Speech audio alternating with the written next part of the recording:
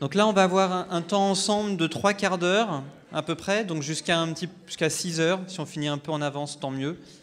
Pour parler d'un projet qui tient particulièrement à cœur de beaucoup de gens ici, notamment de Pierre et puis au mien aussi, qui s'appelle le projet Oasis, qui est connecté à ce qu'on a entendu dans la mesure où là, c'est des projets très concrets qu'on va vous présenter. Voilà, qui concerne le développement de ces lieux qu'on appelle Oasis. Donc je vais laisser la parole pour commencer à Pierre, qui va donner quelques éléments de contexte, complément de ce qu'il a déjà dit depuis ce matin, sur quelle est l'intention, d'où vient en fait ce concept d'Oasis. Et après, je me servirai aussi des planches qui vont être projetées pour présenter en détail le plan. Donc si des personnes ne voient pas non plus l'écran, n'hésitez pas à vous remettre un petit peu vers le centre. Voilà, donc je te laisse la parole, Pierre, pour introduire Oasis, comme tu le souhaites. Voilà, merci. Merci à toi.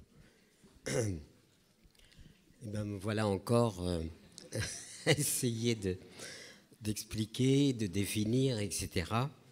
Le projet Oasis, vous savez, vous avez entendu parler du projet, par exemple, des colibris. Ça, je pense que les gens ont... Voilà, vous avez compris.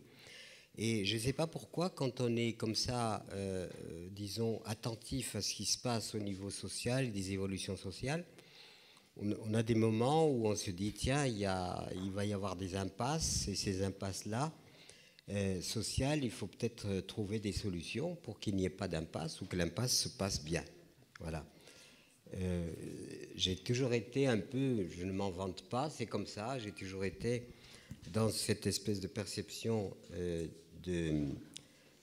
comment dire, de précurseur en quelque sorte, hein, une pensée précurseur, ayant beaucoup réfléchi au paradigme de la modernité.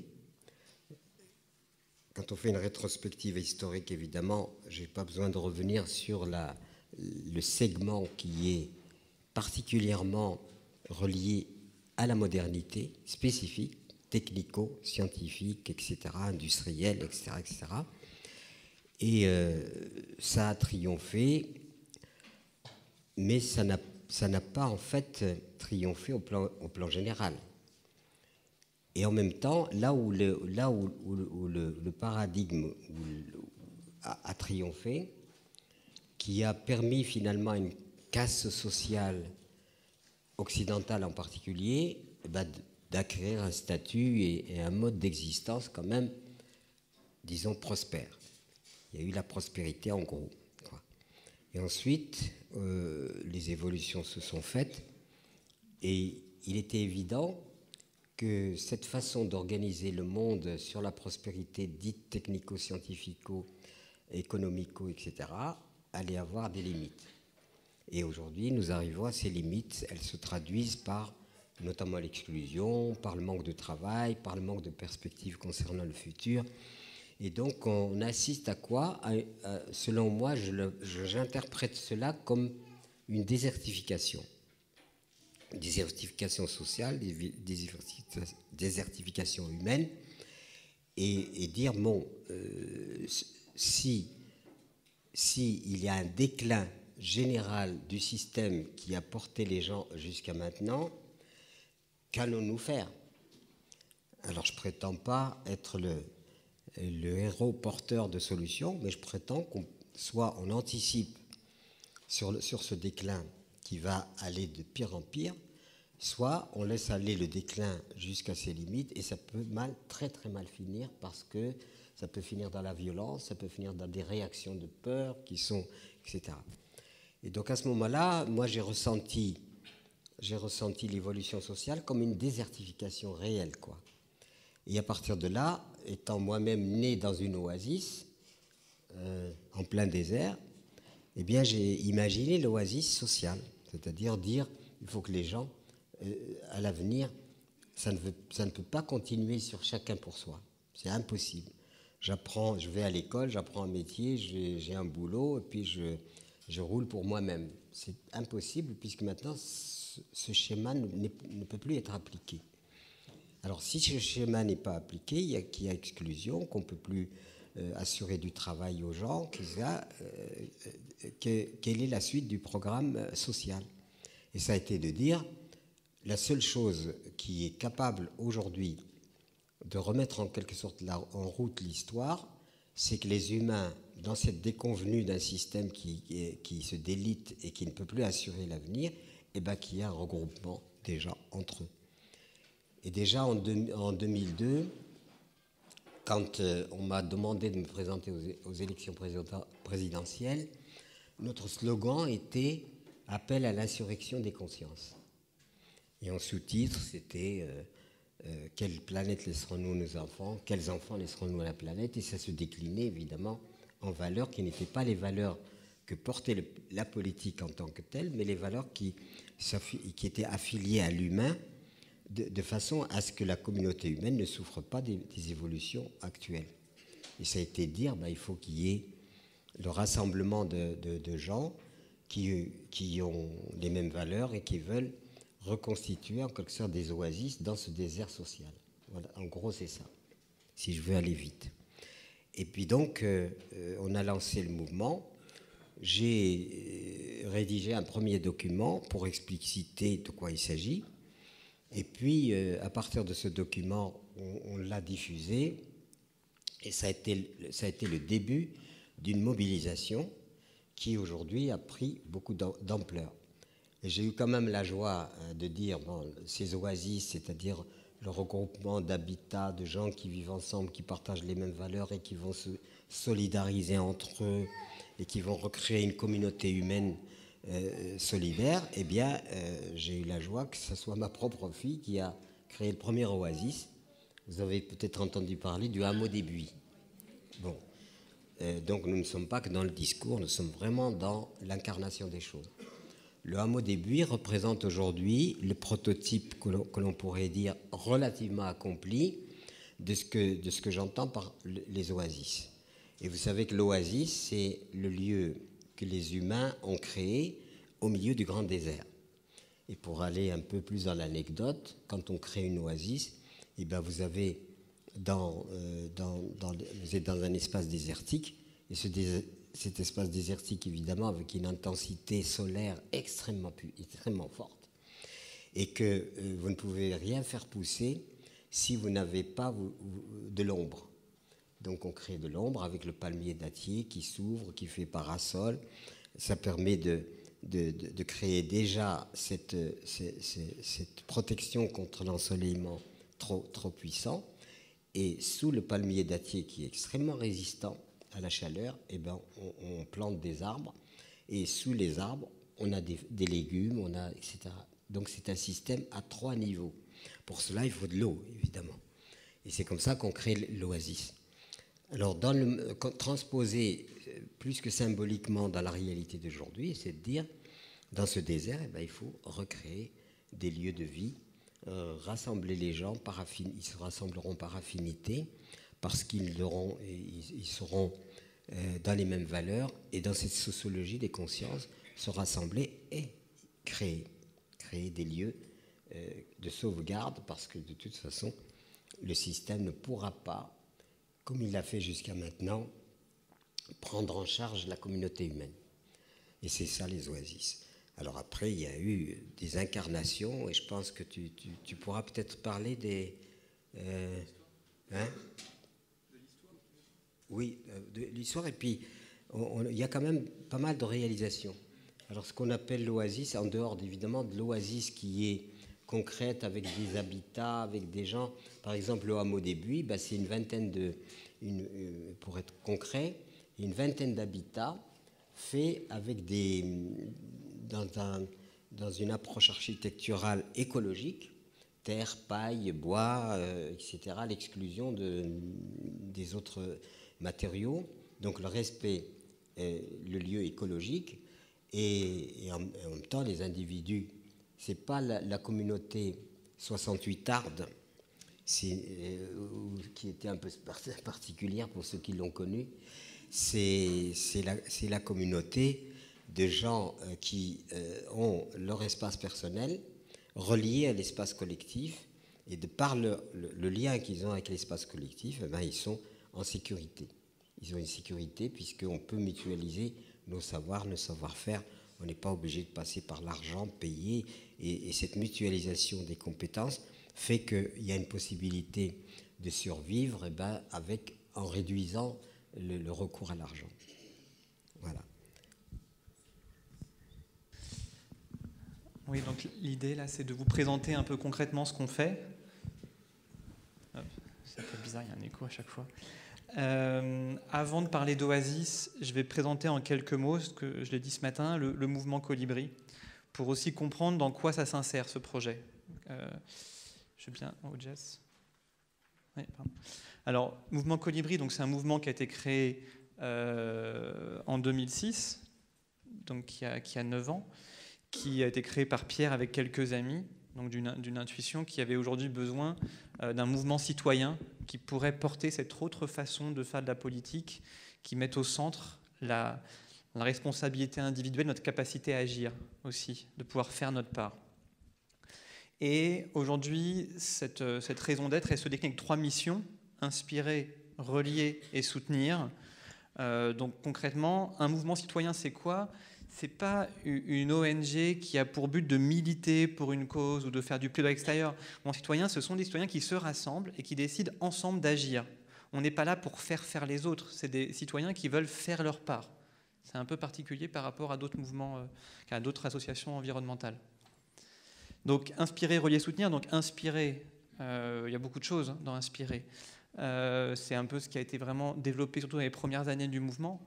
Donc il y a beaucoup de conférences organisées, de porte-parole du mouvement. Marc, qui sera là ce soir, qui montrera son film, et un des porte-paroles. Pierre, bien sûr, moi aussi. Il y a toute une dimension de diffusion aujourd'hui de ces valeurs. On a créé différents médias, donc différents moyens de transmettre en fait une autre forme de nourriture. Aujourd'hui, quand on voit ce que nous transmettent les médias, je pense qu'il est urgent aussi d'avoir accès à d'autres types d'informations et aussi une vision de toutes ces utopies, de toutes ces réalités concrètes qui peuvent exister. Voilà. Et donc il y a des médias pour ça. Donc il y a la collection Domaine du possible chez Actes Sud, qui est une collection donc coéditée entre Colibri et Actes Sud, qui sort des livres. Il y a le magazine Kaizen, que je pense que certains doivent connaître. Donc vous pouvez vous abonner. Là, j'en parlerai tout à l'heure aussi. Il y a des films. Il y a le film de Colin Serrault, Solutions locales pour un désordre global. Il y a un nouveau film de Cyril Dion qui arrive, le film Demain, qui sort à la fin de l'année. Voilà, donc on produit des films. Il y a aussi beaucoup de communication sur Internet, notamment on a ce qu'on appelle un webzine, donc un magazine en ligne, qui est avec différents reportages. Et puis on a des grandes campagnes citoyennes. Et Oasis, c'est la prochaine campagne de Colibri. Celle qui se termine en ce moment s'appelait la Révolution intérieure. L'idée, c'est de prendre un sujet et pendant plusieurs mois, de travailler avec l'ensemble de la société civile qui veut le travailler avec nous pour pouvoir faire grandir ce sujet auprès de l'ensemble de la société. Le pôle relié, on a eu un bon échange, un bon exemple avec le groupe local de Colibri. Aujourd'hui, il y a 90 collectifs qui sont pas forcément des groupes locaux officiels. Il y a 50 groupes locaux officiels et 40 collectifs aussi qui sont suivis. Donc, dans les territoires, des groupes comme ceux de Chartres se réunissent, facilitent l'action citoyenne en mettant en lien. L'idée, c'est qu'une fois qu'on a été inspiré, qu'on a envie d'agir, souvent on voit des personnes arriver et dire j'ai envie de faire ma part aussi, comment je le fais ? Avec qui je peux le faire ? De pouvoir mettre en lien les personnes, c'est quelque chose qui est extrêmement important aujourd'hui. Et je pense qu'on a maintenant une certaine expérience pour faire ça. Et puis aussi, toute cette question, au-delà de relier les individus, comment on relie toutes les structures qui travaillent là-dessus ? Les associations, les mouvements, il y a besoin de les mettre en lien et de travailler sur cette notion d'écosystème. Aujourd'hui, c'est un vrai écosystème, la société civile, qu'il faut penser, qu'il faut structurer. Et enfin, le pôle soutenir dans lequel s'insère le projet Oasis, c'est une fois qu'on a été inspiré, qu'on est en lien, on est 10, on a envie de faire un projet, on a besoin de soutien, parce que le contexte aujourd'hui n'est pas toujours si simple, on a besoin d'être soutenu. Et donc le projet Oasis, c'est un projet du pôle soutenir qui a pour but de soutenir concrètement des expériences de création, d'éco-hameaux, d'habitat participatif, etc. On a aussi un projet d'université des Colibris qui sera à la fin de l'année où vous aurez beaucoup de formations en ligne ou de formations aussi en présentiel, soit portées par Colibri, soit portées par, encore une fois, des acteurs. Le but de Colibri n'est pas de faire à la place d'eux. On est vraiment, dès que quelqu'un fait déjà quelque chose, on ne va pas le refaire, mais plutôt de travailler on appelle nous en archipel, c'est-à-dire vraiment en reliant toutes ces structures. Alors bon, donc là c'était juste pour rappeler un peu la pensée de Pierre à l'origine de ce projet Oasis, qui pense qu'aujourd'hui on peut faire la synthèse de, si je reprends exactement les phrases, des valeurs du monde rural. Tout à l'heure Pierre parlait de toutes ces tribus qui existaient avant la modernité, où les gens incarnaient à l'échelle locale une vraie culture propre. Et puis la société urbaine et tout ce que les apports aujourd'hui du monde moderne peuvent quand même apporter dans une création d'un nouveau vivre ensemble. De faire cette synthèse, c'est-à-dire de sortir de ce dualisme, de dire la culture c'est dans la ville et la nature c'est à la campagne, et de pouvoir relier nature et culture dans des espaces collectifs. Alors, déjà aussi pour quelques faits, pour vous montrer qu'on ne part pas de rien pour développer ce concept. Aujourd'hui, plus de la moitié des Français déclarent dans des sondages qu'ils sont prêts à partager avec leurs voisins, que ce soit une laverie, un jardin, une salle de jeu pour enfants, etc. C'est-à-dire qu'il y a dans la société aujourd'hui une appétence à partager. C'est pas forcément simple, c'est plein de contradictions, mais il y a quand même un souhait d'aller vers ça. Alors des fois on partageait, mais pas avec son voisin, partager avec des gens qui sont loin, mais il y a une envie de partager des espaces. Et aujourd'hui, on montre que cette notion de partage, de mutualisation, elle permet elle permet une réduction des coûts. C'est-à-dire au-delà de l'aspect écologique, de l'aspect social, il y a un aspect aussi économique.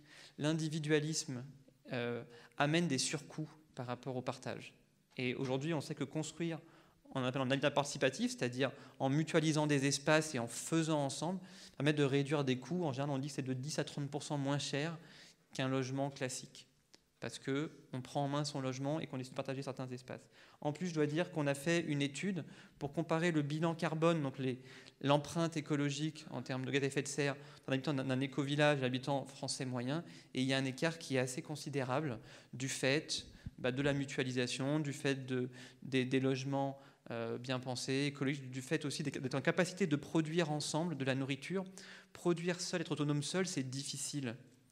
Mais produire ensemble, comme le hameau des Buis, dans le hameau des Buis, il y a un chevrier donc, qui fait du fromage de chèvre, il y a des gens qui font du maraîchage, etc. Donc chacun participe, et collectivement, ça permet à une échelle locale assez réduite de pouvoir développer progressivement une forme d'autonomie. Donc voilà pourquoi le concept d'oasis. Alors, quand on définit ce qu'est une oasis, c'est difficile parce que nous, on n'est pas dans le but de créer un label ou de dire, voilà, vous êtes du bon côté ou pas de la barre. Être une oasis, c'est avant tout un chemin et une intention. Et du coup, c'était simplement de rappeler les intentions quand on veut créer une oasis et on veut rejoindre ce projet, quels sont les grands invariants. Donc la notion de mutualisation est importante, c'est-à-dire qu'un lotissement classique n'est pas une oasis. Il faut qu'il y ait des espaces, comme le disait Pierre, des espaces de partage, des espaces communs, des espaces où on peut expérimenter le vivre ensemble. Il y a une notion de lien à la terre. Alors évidemment, quand on est à la campagne, ça passe par une forme de production alimentaire. Quand on est à la ville, ça peut aussi passer par des balcons qui servent à produire, mais ça peut passer aussi par le développement de circuits courts, des relations avec des agriculteurs qui sont un peu plus loin et qui peuvent produire pour les habitants de l'oasis. Donc il y a une responsabilisation par rapport à cette question alimentaire.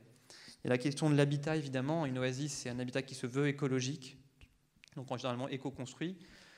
Il y a la question sur la gouvernance, là, qui est surtout aussi pour but de rappeler certains principes aussi du vivre ensemble, c'est-à-dire à la fois développer une gouvernance collective et en même temps de laisser de la place à la souveraineté individuelle, d'être dans des schémas où chacun peut aussi trouver sa place et exprimer ses besoins, qu'il puisse pouvoir les partager. Et puis enfin, que ce soit un lieu qui soit ouvert, généralement un lieu de transmission, c'est là ce qui se passe dans la plupart des oasis, donc des stages, des portes ouvertes, des rencontres, etc. Mais simplement le fait d'être ouvert, même ponctuellement, pour pouvoir partager ce qu'on vit, c'est un des invariants du projet. Aujourd'hui, on classifie 3 types d'oasis, parce que l'idée, c'était d'être assez ouvert. Une oasis, ça peut être, Pierre passe souvent une oasis des consciences, ça peut être simplement quelques personnes sur un même palier qui décident de créer un vivre ensemble. Donc de ne pas être dans quelque chose qui soit trop exigeant pour aussi faire ensemble, pouvoir avoir assez d'oasis aujourd'hui à montrer, pour montrer aussi une diversité. Il n'est pas pour but de dire qu'il n'y a qu'un seul type d'oasis, mais il y a beaucoup de façons d'incarner ces différentes valeurs. Là, il y a une forme d'unité, mais avec une diversité. Et donc il y a les oasis de vie, comme le hameau des Buis, qui est donc un lieu de vie où habitent plusieurs familles. Les oasis ressources sont des lieux où n'habite pas forcément grand monde, mais qui respectent les invariants. Par exemple, les Amanins, donc, qui est aussi un centre lié à Pierre, est une oasis ressource. C'est à la fois une ferme, c'est à la fois une école, un centre d'accueil. Personne n'habite à l'année sur place, mais par contre, il y a un vivre ensemble qui s'y développe du fait que des gens travaillent, que des gens viennent sur place. Et les graines d'oasis, ce sont tous ces projets qui ne sont pas encore réalisés, mais qui veulent rejoindre cette démarche. Donc on les appelle des graines d'oasis. Et l'idée, c'est d'en faire progressivement des oasis de vie ou oasis ressources. Alors les exemples, Pierre a cité le hameau des Buis, là, qui est en haut à gauche. Le hameau des Buis, comme disait Pierre, c'est un peu l'exemple le plus abouti aujourd'hui en France. On a peu d'exemples aboutis en France, contrairement à d'autres pays qui ont déjà des éco-villages de 300 personnes. En France, on n'a pas ce genre d'exemple. On a beaucoup de petites initiatives qui sont parfois pas très connues.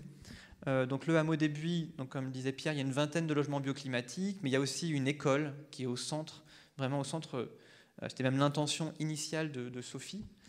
C'était vraiment et puis de Laurent, son compagnon, c'était vraiment au centre de pouvoir mettre une école, que les gens qui viennent soient reliés par le fait de prendre soin des enfants qui allaient venir apprendre. Et je peux dire que quand moi je vais assez régulièrement, ça fait un peu rêver. On a des enfants, on rêve un peu tous qu'ils soient à l'école, dans ce type d'école. Comment ? Il y a un collège, oui, c'est à la fois primaire, maternelle et collège. Ouais, c'est quand même plus de 90 enfants, donc c'est une grosse école. Non, en l'occurrence, celle-là, elle n'est pas l'éducation nationale. Non. C'est une école privée. Voilà. Les écoles sans enfants. Non, en l'occurrence, il y a des enfants.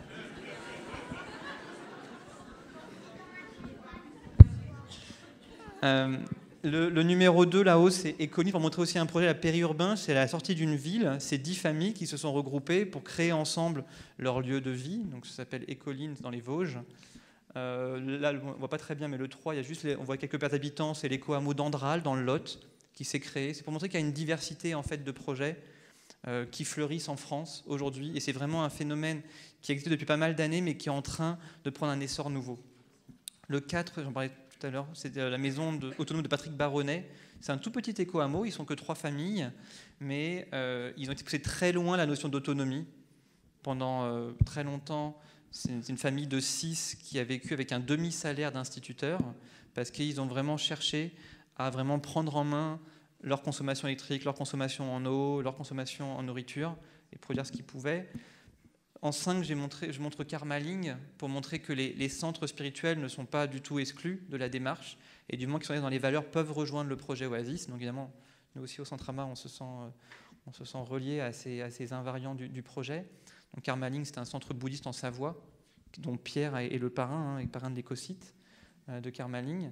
Et enfin, les Amanins, dont j'en parlais, donc là qui est une oasis ressource.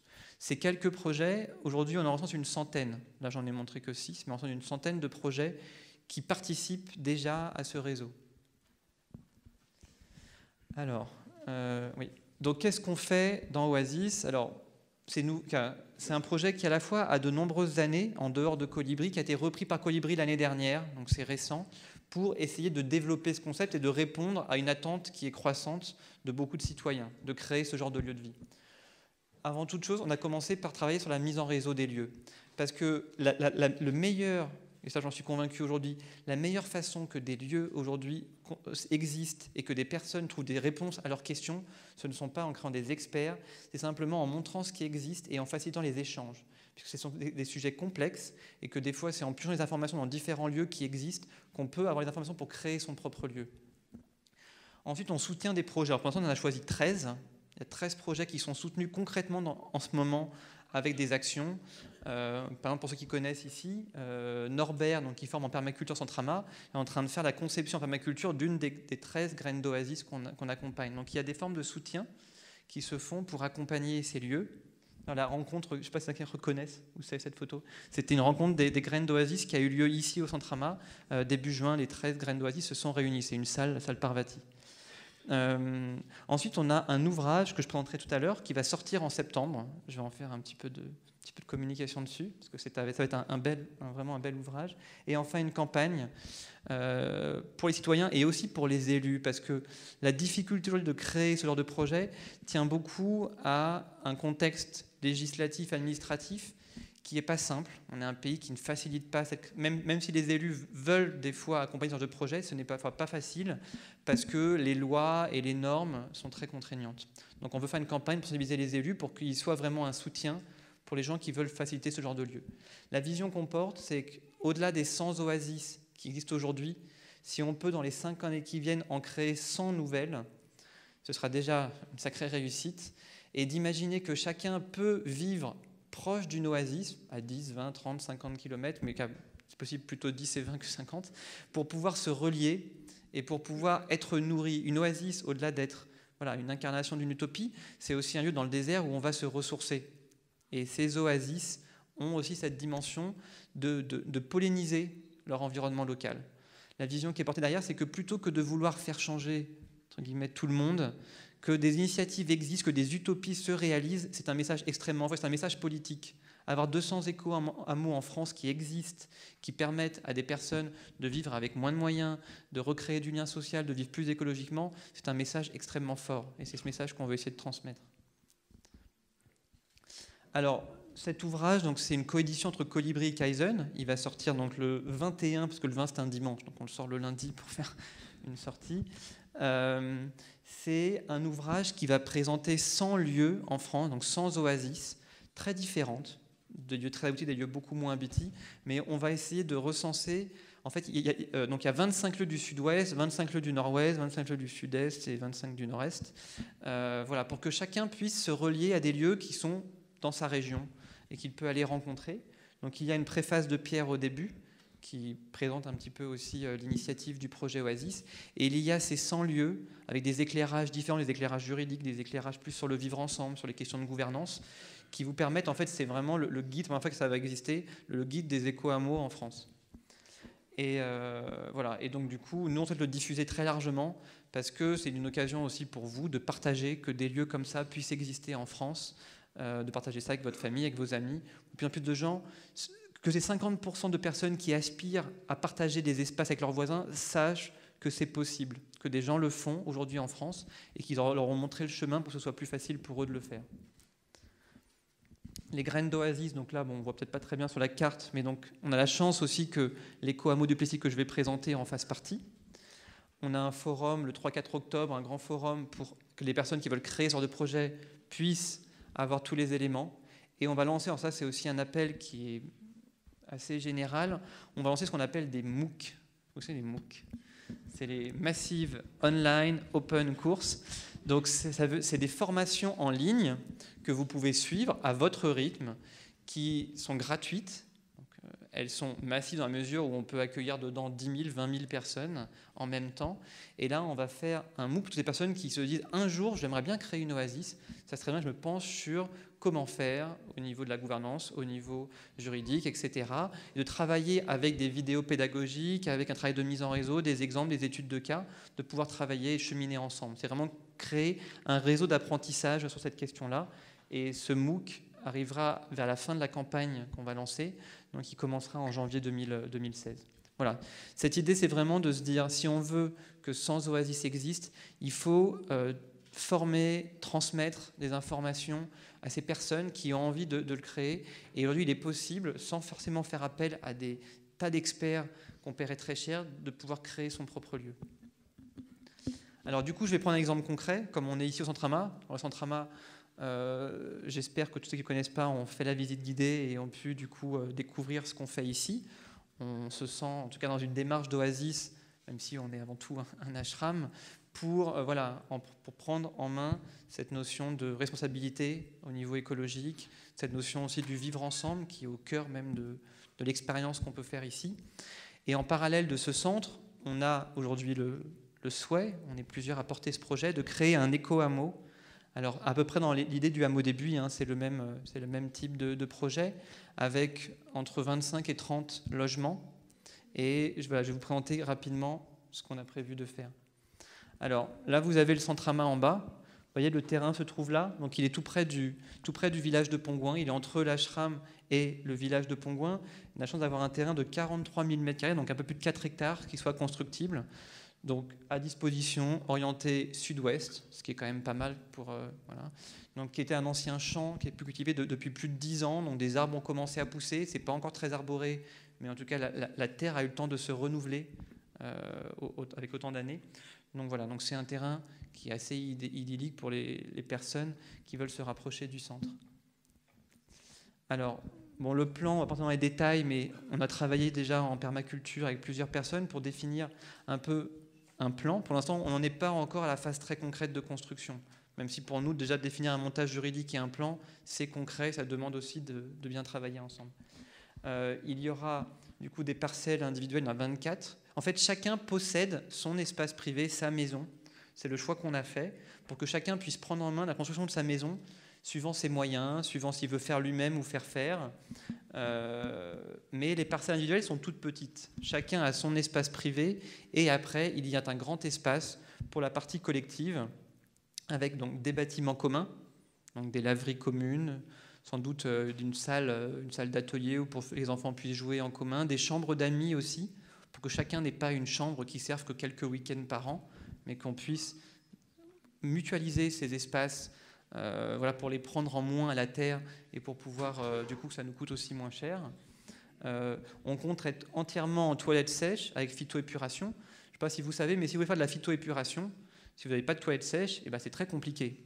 Parce que traiter les eaux de toilette, c'est très compliqué. Et à la sortie, vous avez une eau qui n'est pas forcément en état pour pouvoir arroser votre jardin avec. Alors que si c'est juste de l'eau des douches, des vaisselles, de la machine à laver, etc., vous pouvez facilement avoir une petite phytoépuration. Donc c'est le choix qu'on fait aujourd'hui, c'est d'être en toilette sèche avec phytoépuration.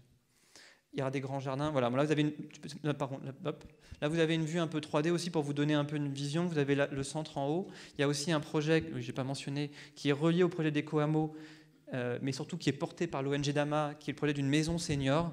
Donc on parlait beaucoup tout à l'heure de la question des personnes âgées, et c'est un sujet qui touche beaucoup AMA, bien sûr, et puis les personnes des organisations en France.